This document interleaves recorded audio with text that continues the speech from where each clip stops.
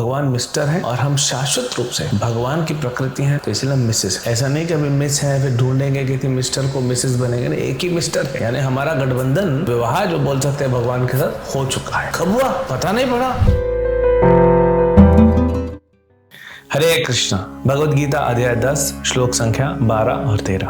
अर्जुन उवाच परम ब्रह्म परम धाम पवित्रम परमं भवान पुरुषं शाश्वतं दिव्यम आदिदेवम अजं विभुम आहुस्त्वां ऋषयः सर्वे देवर्षिर्नारदस्तथा असितो देवलो व्यासः स्वयं चैव ब्रवीषि मे।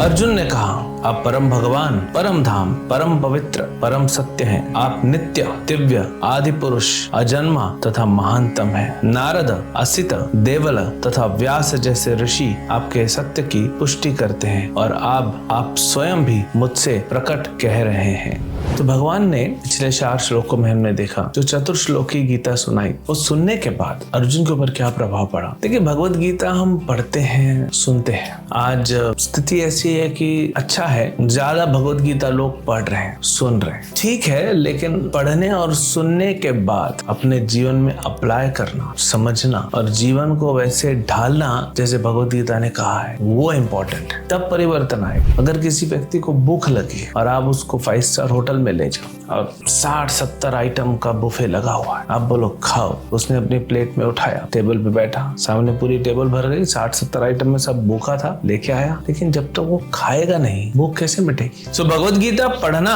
और सुनना अच्छा है, लेकिन उसको अपने जीवन में उतारना चाहिए, तब उसका असली फायदा मिलेगा। अर्जुन यहाँ पे चतुर्श्लोकी गीता सुनने के बाद क्या कहता है? अर्जुन कह रहा है कि प्रभु अब मैं समझ गया। यहाँ पे 9 शब्दों से, भगवान के गुणों से अर्जुन भगवान को संबोधित करता है कि आप परम ब्रह्म हो। ब्रह्म मतलब क्या होता है? ब्रह्म मतलब आध्यात्मिक, स्पिरिचुअल मैटर। ये भौतिक संसार नहीं, स्पिरिचुअल, आध्यात्मिक। तो आध्यात्मिक तो आत्मा भी है, हम भी आत्मा है, हम तो आध्यात्मिक हैं, और वैकुंठ जगत में भी कई आत्मा है। तो इनमें आप परम ब्रह्म हो, आप सर्वश्रेष्ठ हो। परम धाम, धाम का मतलब क्या होता है? हम बोलते हैं धाम यात्रा जा रहे हैं। धाम का मतलब होता है जहाँ हम शरण लेते हैं। हम धाम की यात्रा जाते हैं, वृंदावन, जगन्नाथपुरी, मायापुर, द्वारकापुरी, अयोध्या। तो क्या करने जाते हैं? शरण लेने जाते हैं। वहां पे जाते हैं, रुकते हैं, शरीर को तो शरण दिलाते हैं, आत्मा को शरण दिलाना है। तो वहाँ भक्ति भाव से जो है और ज्यादा भक्ति करते हैं, भगवान के लीला स्थलियों को दर्शन करते हैं और पवित्र होते हैं। तो धाम मतलब जहाँ हम शरण लेते हैं। तो प्रभु आप तो परम धाम हो, आपसे बड़ा कोई है ही नहीं जो शरण दे सकता है। आप ही हो सर्वश्रेष्ठ जो शरण दे सकता है। पवित्रम,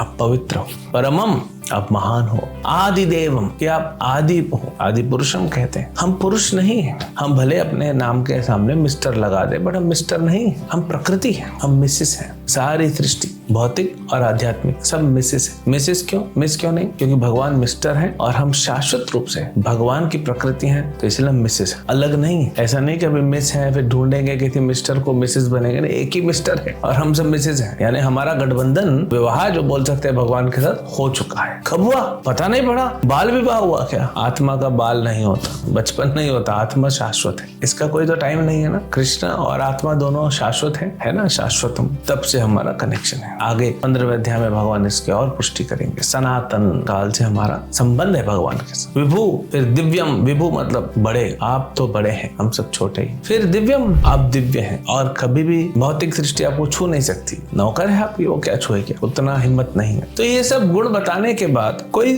कह सकता है कि ये तो अर्जुन है ना, कृष्ण का दोस्त है, मित्र है, सखा है, तो क्या कर रहा है? मस्करी कर रहा है, मजाक कर रहा है। ऐसे ही कृष्ण को चढ़ा दिया, ऐसे ही बोल दिया कृष्ण को खुश करने के लिए। कृष्ण अर्जुन को खुश कर दे, अर्जुन कृष्ण को खुश करता है। ये सब दोनों मिलकर हमको बुद्धू बनाते हैं। कोई बोल सकता है, भौतिकवादी व्यक्ति कुछ भी सोच सकता है, कोई लिमिट नहीं है उसका, लेकिन फिर प्रूफ देते हैं कि प्रभु मैं नहीं कह रहा हूँ सिर्फ। नारद मुनि तो है ना, देवर्षि हैं, देवताओं के ऋषि। असित, देवल, ये सब जो है ये भी आपके बारे में यही बात कहते हैं। और अब साक्षात ब्रवीषि में आप कह रहे हो मुझे। तो ये सिर्फ अर्जुन अपने मित्र को खुश नहीं कर रहा है, वो प्रूफ दे रहा है, सत्य दे रहा है, सत्य बता रहा है। तो ज्ञान जो प्राप्त होता है, स्पेशली भगवान के बारे में, भक्ति के बारे में, वो परंपरा से प्राप्त होता है। अब देखिए, इस भौतिक संसार में भी जो ज्ञान है परंपरा से प्राप्त होता है। मान लीजिए ये कुर्ता है, किसने बताया मुझे ये कुर्ता है? मैं इसको जीन्स क्यों नहीं कहता हूँ, मैं इसको लुंगी क्यों नहीं कहता हूँ? क्योंकि बचपन में मुझे माता पिता ने सिखाया ये कुर्ता है। तो ये भी परंपरा में आया ना ज्ञान। तो ऐसे ही जब भौतिक ज्ञान, आप स्कूल जाते हो, टीचर आपको सिखाता है, तो जब भौतिक ज्ञान परंपरा के बिना, किसी के बिना लेना ही पड़ेगा। कभी कभी भौतिक ज्ञान इधर उधर रिसर्च करते हैं, हम सोचते हैं कि हमने प्राप्त किया, नहीं, वो भी आपने अपने आप से नहीं किया। लेकिन आध्यात्मिक ज्ञान तो अपने आप से हो ही नहीं सकता, और परंपरा के बिना हो ही नहीं सकता। आप भगवत गीता पढ़ते हैं, उसमें प्रभुपाद जी की टीकाएं हैं, और प्रभुपाद जी ने बहुत सारे आचार्यों की टीकाओं को दिखाया। तो ये परंपरा है। इसलिए जब आप प्रभुपाद जी के बुक्स पढ़ते हैं, इस्कॉन के बुक्स, हम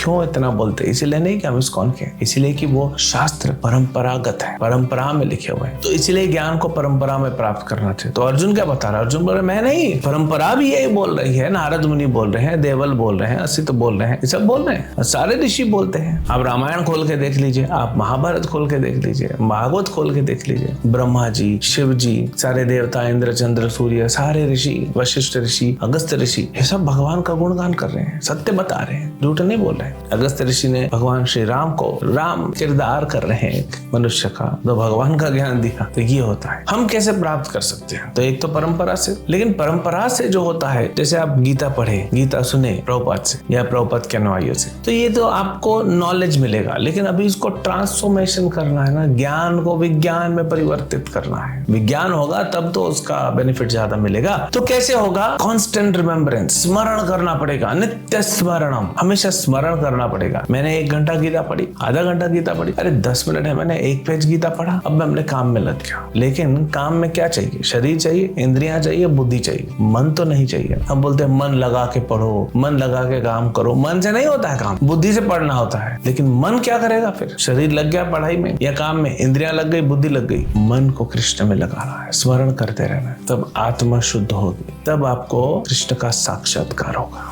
तब आपको ये समझ में आएगा जो अर्जुन बोल रहे हैं ना गीता में, ये क्या है। तो स्मरण करना पड़ेगा, पहले श्रवण, फिर कीर्तन, फिर स्मरण। अगर श्रवण आपका स्ट्रांग है, बहुत क्वालिटी और क्वांटिटी, बहुत सारा सुनो, बहुत सारा पढ़ो और ध्यान पूर्वक, जब ये आपका बहुत स्ट्रांग है, तब क्या मिलेगा? तब अपने आप आपके मुख से भगवान का कीर्तन निकलेगा। आप दूसरों को ज्ञान दोगे जो आपने पढ़ा है, सुना है। आप भगवान का नाम गाओगे, भगवान की कथा गाओगे, लीलाओं को गाओगे, और दिन भर सुनते गाने से क्या होगा? स्मरण में घुस जाएगा, अगली स्टेज में आ जाएगा। फिर आप जाग रहे हो, सो रहे हो, भगवान कृष्ण के बारे में स्मरण करते रहोगे। ऐसे हमको कृष्ण का साक्षात्कार होगा। तब ये श्लोक हमें असली में समझ में आएगा अर्जुन कह क्या रहे हैं। तो इसलिए ध्यान से श्रवण कीर्तन करिए, स्मरण करते रहिए। और ये जो टीकाएं हैं, स्पेशली इस्कॉन का जो Bhagavad Gita as it is, Bhagavad Gita यथारूप परंपरा में लिखा हुआ है, उसको पढ़िए, सुनिए, सुनाइए और दूसरों तक भगवत गीता को पहुंचाइए।